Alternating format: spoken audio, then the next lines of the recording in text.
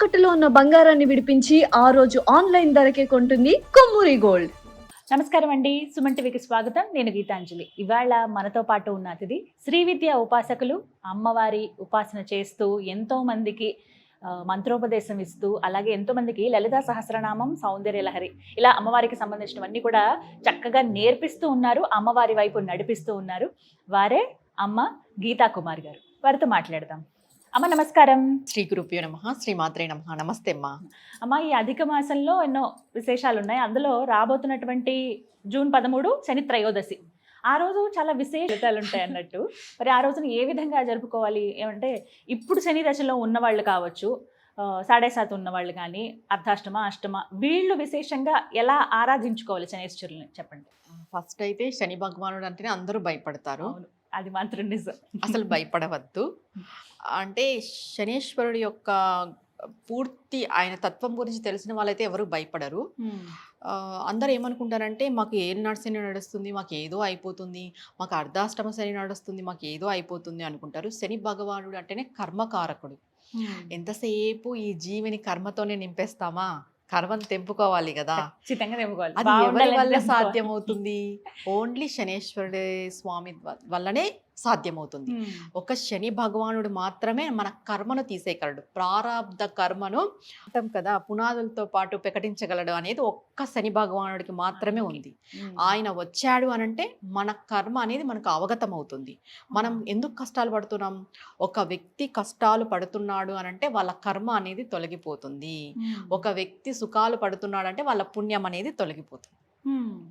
నువ్వు బాగా లగ్జరీగా ఉన్నావంటే నువ్వు తెచ్చుకున్న పుణ్యం అంతా తరిగిపోతుంది. నువ్వు బాగా కష్టపడుతున్నావంటే నీ ప్రారంధ కర్మలో బ్యాడ్ కర్మ అంతా తొలగిపోతుంది. అంటే దుష్కర్మ అంటాం కదా, అలాంటి కర్మనంతా తొలగించేవాడు శని భగవానుడు. అలాంటి శని భగవానుడు వచ్చినప్పుడు మనం ఫస్ట్గా ఆయనను వేడుకోవాల్సిన విషయం ఒకటి ఉంది. స్వామి, మేము ఈ జన్మలో కానీ పోయిన జన్మలో కానీ జన్మాంతరం కానీ మేము కొన్ని కర్మలు చేసింటాం. అవి మాకు తెలీదు, ఈ జన్మకైతే తెలీదు. మేము జన్మాంతరం చేసిన కర్మలైతే మాకు తెలీదు, కానీ మేము అనుభవించక తప్పదు. అనుభవించేలాగా చేసే భగవానుడి కూడా నువ్వే. మాకు దాని ఫలితం తగ్గించు. ఎలా అడగాలి? శరణాగతి, ఒక ఆర్తితో మనం అడగాలి, వేడుకోవాలి. అలా వేడుకున్నప్పుడు ఏమైపోతుంది అంటే, ఈ శనిగ్రహానికి ప్రభావం మనం తగ్గించుకోవాలంటే, శని యొక్క ప్రభావం మనం తగ్గించుకోవాలంటే ఆధ్యాత్మిక మార్గం అనేది మనకి చాలా ఉపయోగపడుతుంది. కరెక్ట్, ముఖ్యం. అందరూ ఏమనుకుంటారు, శనిగ్రహ ప్రభావం ఉందంటే ఏదో అయిపోతుంది, ఏదో. ఏమీ కాదు. నువ్వు ఎప్పుడైతే ఇక్కడ భగవంతుని నమ్ముకుంటావో ఈ శని గ్రహం కూడా నిన్ను ఏమీ చేయలేదు. ఇది నమ్మకం ఉంటేనే ఇవి సాధ్యమవుతాయి. లేదు, నాకు శనిగ్రహం ఏదో చేసేస్తుంది, భగవంతుడు కూడా ఏమీ చేయలేడంటే నిజంగా శనిగ్రహం ఏదో చేసేస్తుంది. అసలు ఎలా జీవించాలో నేర్పిస్తాడని అంటారు. నిజంగా శని భగవానుడు ఎలా, హీ ఈజ్ ఎ టీచర్. అవును, తను టీచ్ చేస్తాడు ప్రతి ఒక్క విషయాన్ని. ఎలా టీచ్ చేస్తాడు అంటే, మీ చుట్టుపక్కల ఉన్న మనుషుల యొక్క పూర్తి మాస్కులు రిమూవ్ చేస్తాడు. నువ్వు అపోహలకు గురవుతావు, నువ్వు మోసాలకు గురవుతావు, నమ్మక ద్రోహాలకు గురవుతావు. ఆయన వచ్చినప్పుడు ఇవన్నీ జరిగినాయి అని అంటే అది నీ మూర్ఖత్వం వల్ల కాదు, నువ్వు నమ్ముతున్న మనుషులు కరెక్ట్గా లేరు అని ఆయన నీకు నిరూపిస్తాడు. కానీ నువ్వేం చేస్తావు? అయ్యో నాకు బ్రేకప్ అయిపోయింది, అయ్యో నేను మోసపోయినానే. సరే, నువ్వు ఇప్పటికన్నా మోసపోయిన విషయం నీకు తెలుసు, ఇంకెప్పటికో మోసపోయి కదా, ఇంకేముంది, ఇంకా నువ్వు అర్లీగా మోసపోయినావేమో, అది నువ్వు తెలుసుకోవాలి కదా. ఇవన్నీ తెలిసేలాగా చేస్తాడు. అండ్ హెల్త్ రిలేటెడ్ మనకి ఎప్పుడు మనం చెప్పుకునేది పూర్వజన్మ కర్మ వ్యాధి రూపేనా అని మనకు తెలిసిన విషయమే. పూర్వజన్మ కర్మ అనేది మనకి వ్యాధి రూపంలోనే వస్తుంది. అప్పుడు మనం భగవంతుని ఏం వేడుకుంటాం? ఈ వచ్చిన వ్యాధిని తట్టుకొని నిలబడే శక్తి మనకి ఇవ్వాలి. ఏది కూడా నాకు రావద్దు, నేను అనుభవించద్దు, నేను ఏది భరించలేను కాదు, ఏది వచ్చినా నాకు భరించే కెపాసిటీ నువ్వు ఇవ్వు తండ్రి అని మనం ఇక్కడ భగవంతుని వేడుకోవాలి. ఇక్కడ గ్రహం రెడీగా ఉంటది నీకు ప్రభావం చూపించడానికి, ఇక్కడ భగవంతుడు రెడీగా ఉంటాడు ఆ ప్రభావాన్ని తగ్గించడానికి. ఇక్కడ నువ్వు ఎవరిని పట్టుకోవాలనేది మన ఒపీనియన్ ఉంటుంది, మన చేతుల్లోనే ఉంటుంది. నేను ఎవరిని పట్టుకోనంటే అది నీ కర్మ, మనం ఏం చేయలేం. ఇంకొకటి ఏంటంటే, భగవంతుడు కర్మని తగ్గించగలడు, పూర్తిగా తీసేయలేడు. ఇది కూడా మనం గుర్తుపెట్టుకోవాలి. నీకు 100% శని భగవానుడి నుండి నువ్వు అనుభవించే కర్మ 100% ఉంది. నువ్వు ఏదో తీవ్రంగా అనుభవించాలి, కానీ నువ్వు ఇక్కడ శివయ్యనో అమ్మవారినో పట్టుకున్నావు. ఆయన ఏం చేస్తారు, నిన్ను ఒక 60% అనుభవించేలాగో లేదా 40% అనుభవించేలాగో చేస్తారు. ఎందుకంటే పూర్తి కర్మ ఏ జీవి అనుభవించలేరు కూడా. అది ఎవరి తరము కాదు, ఎవరికి సాధ్యపడదు. భగవంతుడి యొక్క కృప అనేది ఆ కర్మకు అడ్డుపడుతుంది. మనం అంటాం కదా, అన్నీ రాసి వేయబడి ఉంటే ఎందుకు ఇవి చేయాలి, ఇవన్నీ ఇంత గ్రహాల ప్రభావం ఉన్నప్పుడు భగవంతుని ఎందుకు పూజించాలని మనం మాట్లాడుతుంటాం. కొంచెం మంది మూర్ఖంగా మాట్లాడుతుంటారు. నీకు రాసింది కూడా తిరగ రాసేది అమ్మవారు. నీ రాతలో చెడు జరగాల్సింది ఉంది, కానీ నువ్వు ఆవిడ్ని శరణు వేడుకున్నా, ఆయన నమ్ముకున్నావంటే నీ రాతను తిరగరాస్తుంది. ఆవిడకి ఆ అధికారం ఉంది. తర్వాత నీకు గ్రహాలు పూర్తిగా దుష్ప్రభావాన్ని ఇస్తున్నాయి, ఇవ్వాల్సి రాస్తుంది. నీ జాతకంలో అది ఉంది, కానీ అమ్మవారిని నమ్ముకున్నావు. నీ జాతకాన్ని మరి తిప్పి పెట్టేస్తుంది ఆవిడ. జాతక చక్రాన్ని తిప్పేసే శక్తి ఆవిడకు ఉంది. అది మన నమ్మకం, మనం నమ్మాలి ఫస్ట్. ఇంకొకటి, ఇప్పుడు రానున్న శని త్రయోదశి రోజు మనం ఏం చేయాలి అని అంటే, ప్రతి ఒక్కరికి ఈ 7 లాంటి శని, అష్టమ శని, అర్ధాష్టమ శని, ఈ శని ఏదో ఒక విధంగా నడుస్తూనే ఉంటుంది, ఇంటిల్లి పాదికి ఉంటుంది ప్రతి ఒక్కరికి. మీరు చేయాల్సిన పని ఏంటంటే, జమ్మి చెట్టుకి పూజ చేసుకోవాలి.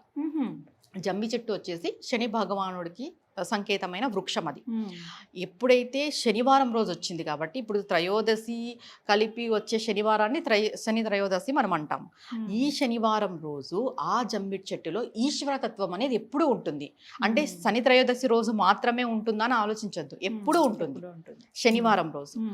ఈ ఈశ్వరతత్వం ఉంది కాబట్టి, తర్వాత శని భగవానుడికి అది మూలమైన చెట్టు కాబట్టి, ఆ శనివారం రోజు జమ్మి చెట్టు దగ్గర మీరు లలిత సహస్రనామం పారాయణం చేయాలి.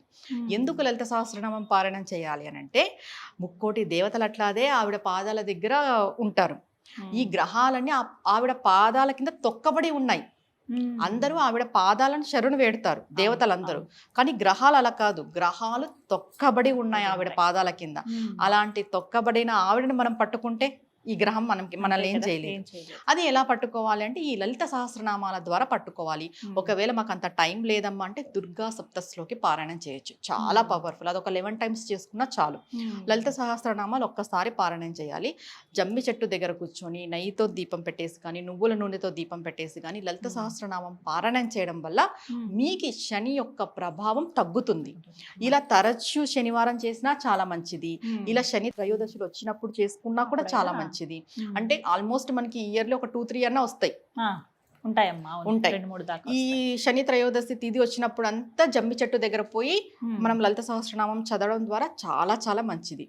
నార్మల్గా కూడా ఈ శనివారం రోజు, అంటే ఈ త్రయోదశి లేని రోజు కూడా శనివారం రోజు జమ్మి చెట్టుకి ప్రదక్షిణలు చేయడం ద్వారా కూడా మనకి శని యొక్క ప్రభావం తగ్గుతుంది అంటారు. ఇంకా దానాల విషయానికి వస్తే, నువ్వులు దానం చేయాలి. 7 కిలోల నువ్వులు దానం చేయాలి.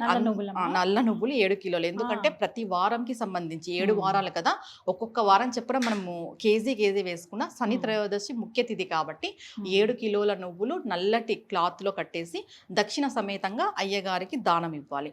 అదే రోజు కూడా శరీరానికంతా కూడా నువ్వుల నూనె పట్టించి మనము స్నానం చేసుకోవాలి. తలంటూ స్నానం చేయాలి. టాప్ టు బాటం, తల నుండి పాదాల వరకు నువ్వుల నూనె పట్టించి మనం తలంటూ స్నానం చేయడం ద్వారా కూడా ఈ శనిగ్రహ ప్రభావం అనేది తగ్గుతుంది. ఎందుకు అనంటే, శని గ్రహము ప్రభావం చూపిస్తుందంటే హెల్త్ పైన ఆల్మోస్ట్ నరాల బలహీనత, ఈ మైగ్రేన్ హెడేక్స్, ఈ కాళ్ళు లాగడం హెవీగా ఉంటుంది. శని భగవానుడి యొక్క ప్రభావం ఉన్నప్పుడు కాళ్ళ నొప్పులు, కీళ్ళ నొప్పులు ఇలాంటివి. ఈ నువ్వుల నూనె అంతా మనము బాడీకి మర్దానా చేసి మసాజ్ చేసి మనం స్నానం చేసుకోవడం ద్వారా కూడా శని యొక్క ప్రభావం తగ్గుతుంది. మన శరీరం కూడా మంచి తేజస్సును పొందుతుంది. ఇలా తరచూ చేయడం ద్వారా కూడా, అంటే శని త్రయోదశి రోజు మాత్రమే చేయాలని లేదు, ప్రతి శనివారం కూడా చేయొచ్చు. ప్రతి శనివారం చేయలేని వాళ్ళు ఇలాంటి ముఖ్యమైన విశేషమైన తిథులలో చేసుకుంటే చాలా మంచిది. చక్కటి పరిహారం అమ్మ. చాలా మంది అంటే ఆశ్చర్యం అనిపిస్తుంది కొన్ని సార్లు. అంటే మనం ఏ దేవుడికి అదే ఒకటే అని అనుకుంటాం, కానీ మనం నమ్మిన దేవతే మనల్ని అన్ని కష్టాల నుంచి కూడా కాపాడుతూ ఉంటుంది. కాపాడుతుంది. ఇప్పుడు శివుడిని నమ్ముకున్నాము, అంతా పరమేశ్వర నువ్వే. ఇప్పుడు ఆ అమ్మకి శివుడికి తేడా లేదు, వాళ్ళిద్దరు శివశక్తి, వాళ్ళిద్దరు ఒకటే. ఇప్పుడు నార్మల్గా శైవంలో ఉండే వాళ్ళు శివునికే పూజిస్తారు. అలాంటి వాళ్ళు నువ్వు ప్రగాఢంగా భగవంతుని నమ్ముకున్నప్పుడు ఈ గ్రహాలు ఏం చేస్తాయి? గ్రహాలు అనేది మన జాతకం రీత్యా కానీ మన జీవితంలో కానీ ఒక 40-50% రోలే, 40% రోల్ మాత్రమే వాటిది. ఇంకా మిగతాదంటే ఆధ్యాత్మిక మార్గము, భగవంతుని సేవ.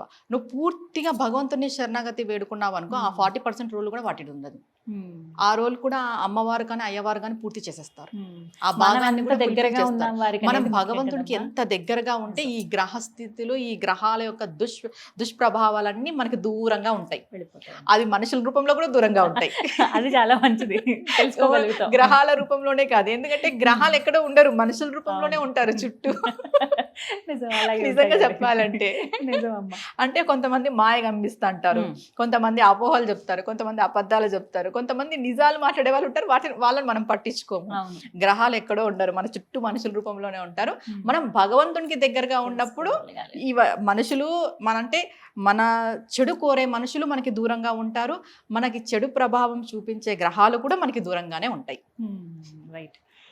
చాలా చక్కగా వివరించారు, అర్థమయ్యే రీతిలో. ధన్యవాదాలమ్మా. నమస్తే అమ్మా.